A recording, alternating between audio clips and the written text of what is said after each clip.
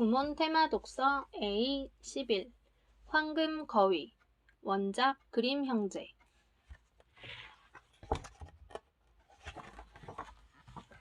옛날 어느 마을에 아들 삼형제를 둔 부부가 살았어요. 첫째와 둘째 아들은 욕심이 많고 심술궂었지만 막내 아들은 사람들이 모두 바보라고 놀릴 만큼 어수룩하고 착하기만 했어요. 어느 날 몸이 아픈 아버지가 말했어요. 첫째야, 오늘은 네가 나 대신 나무를 해와야겠구나.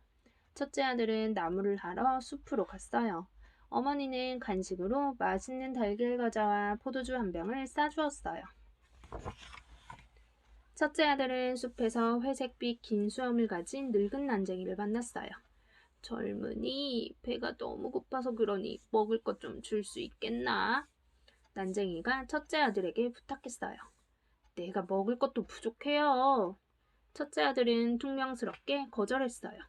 오후에 큰 아들은 도끼질을 하다 도끼가 미끄러져 팔을 다치고 말았어요. 다음날 둘째 아들이 나무를 하러 숲으로 갔어요. 둘째 아들 역시 숲에서 회색빛 긴 수염을 가진 늙은 난쟁이를 만났어요. 이봐, 젊은이, 배가 너무 고파서 그러니 먹을 것 좀 줄 수 있겠나? 나 혼자 먹을 것도 부족해요. 둘째 아들도 매몰차게 거절했어요. 잠시 후 둘째 아들도 나무를 하려고 도끼질을 하다 다리를 다치고 말았어요. 둘째 아들은 숲에 있던 이웃 사람들에게 부축을 받아 빈손으로 집에 돌아와야만 했어요. 참 희한한 일일세. 저 집 형제들은 어째 도끼질만 하면 다치지? 사람들은 수군댔어요. 막내 아들이 다친 형들 대신 나무를 해오겠다고 했어요. 아니, 똑똑한 네 형들도 못한 걸 네가 어떻게 할 테냐. 아버지는 코웃음을 쳤어요. 아버지, 한번 해보고 싶어요. 제가 다녀올게요. 막내 아들은 계속 졸랐어요. 아버지는 마지못해 허락했어요. 늘 어수룩한 막내 아들이 마땅치 않았던 어머니는 밀가루에 물만 넣은 과자와 덜 익은 포도주를 간식으로 싸주었어요. 막내 아들도 숲에서 회색빛 긴 수염을 가진 늙은 난쟁이를 만났어요. 젊은이, 배가 너무 고파서 그러니 먹을 것 좀 줄 수 있겠나? 맛있는 것은 아니지만 같이 드세요, 할아버지. 막내 아들의 음식을 펼치자 놀라운 일이 벌어졌어요. 음식들이 맛있는 달걀 과자와 고급 포도주로 변한 거예요. 우와, 할아버지, 신기해요. 감사히 잘 먹겠습니다. 젊은이, 잘 먹었네. 나도 보답을 하고 싶네. 저기 있는 오래된 나무를 베어보게나. 뭔가 있을 게야. 막내 아들은 난쟁이가 가리킨 나무를 쿵쿵 베었어요. 그런데 이게 웬일이에요? 쓰러진 나무 둥지 안에 황금 깃털을 가진 거위 한 마리가 있었어요. 막내 아들은 눈이 휘둥그레졌어요. 뜻밖의 선물에 신이 난 막내 아들은 거위를 안고 집으로 향했어요. 그런데 날이 많이 어두워져 근처 여관에서 하룻밤 묵기로 했어요. 여관 주인에게는 딸 3명이 있었는데 모두 막내 아들이 들고 온 황금 거위를 탐냈어요. 한밤중이 되자 큰딸은 깃털 하나라도 갖기 위해 막내 아들이 잠든 틈을 타 황금 거위에 손을 댔어요. 그런데 손이 거위에 찰싹 달라붙어 떨어지지 않는 거예요.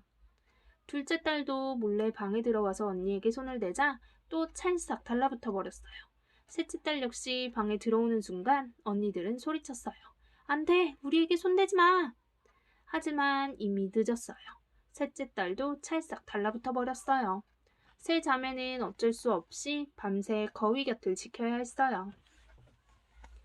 날이 밝자 막내 아들은 황금 거위를 안고 길을 나섰어요. 허우적 허우적 비틀비틀거리는 세 자매를 아랑곳하지 않고 말이에요. 어이, 이봐요. 좀 천천히 가요. 우리가 쫓아가기 힘들다고요. 들판 한가운데서 이 모습을 본 성당의 나이든 신부님이 큰 소리로 외쳤어요. 아니, 웬 아가씨들이 흉하게 젊은 남자를 줄줄이 따라가는 거요? 이를 어째요? 셋째 딸을 잡아 끌려던 신부님도 찰싹 달라붙어 버렸어요. 성당의 젊은 종지기가 이 모습을 보고 쫓아왔어요. 신부님, 어디 가세요? 그러면서 신부님을 붙들자 종지기도 역시 찰싹 달라붙고 말았어요. 종지기는 밭을 가는 두 농부에게 외쳤어요. 여보게들, 우리 좀 떼어주시오. 하지만 떼내려고 달려든 두 농부마저 그만 찰싹 달라붙고 말았네요. 결국 거위를 나는 막내 아들 뒤를 큰딸, 둘째 딸, 셋째 딸, 그 뒤에 나이든 신부님, 종지기, 두 농부까지 모두 7명이 줄줄이 찰싹 달라붙어 돌아다니게 되었어요. 그 나라의 왕에게는 언젠가부터 웃음을 잃은 딸이 하나 있었어요. 왕은 공주에게 웃음을 되찾아주는 사람을 사위로 삼겠다고 했어요. 막내 아들은 황금 거위에 달라붙은 사람들을 줄줄이 데리고 공주에게 갔어요. 거위에 달라붙은 사람들이 우스꽝스럽게 허우적거리며 왼쪽으로 오른쪽으로 끌려다니는 모습을 본 공주가 웃음을 터뜨렸어요. 하하하, 까르르 하하하. 그 순간 마법처럼 거위에 달라붙어 있던 사람들이 떨어지고 황금 거위는 그냥 보통 거위로 바뀌었어요. 즐겁게 웃는 공주의 모습을 본 왕은 정말 기뻤어요. 그러나 왕은 볼품없는 막내 아들과 공주를 결혼시키고 싶지 않았어요. 지하실에 쌓여있는 포도주를 다 마실 수 있는 사람을 데리고 오면 결혼을 허락하겠다. 막내 아들은 고민하다 숲에서 만났던 회색빛 긴 수염을 가진 늙은 난쟁이가 떠올랐어요. 그 할아버지가 도와줄지도 몰라. 숲으로 가보자. 막내 아들은 숲에서 나무 아래에 앉아있는 한 남자를 만났어요. 아우, 목이 너무 말라. 뭐 마실 것 좀 없소?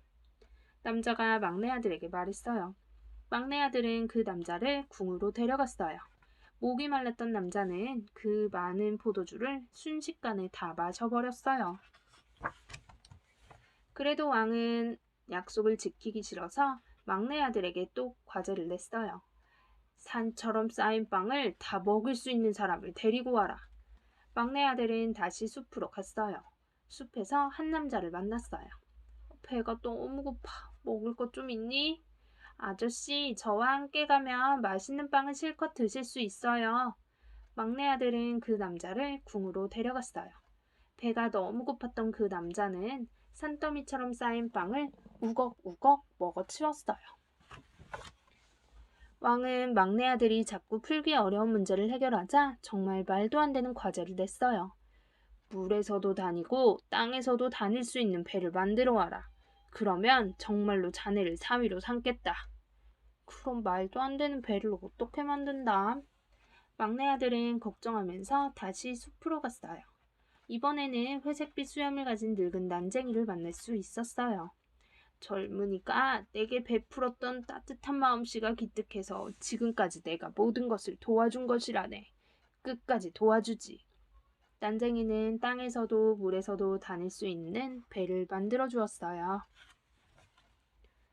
막내 아들은 신기한 배를 타고 궁으로 갔어요.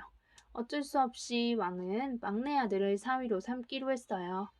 마침내 막내 아들은 공주와 결혼식을 올렸어요. 훗날 막내 아들은 백성들을 아끼는 훌륭한 왕이 되어 나라를 잘 다스리며 행복하게 살았답니다.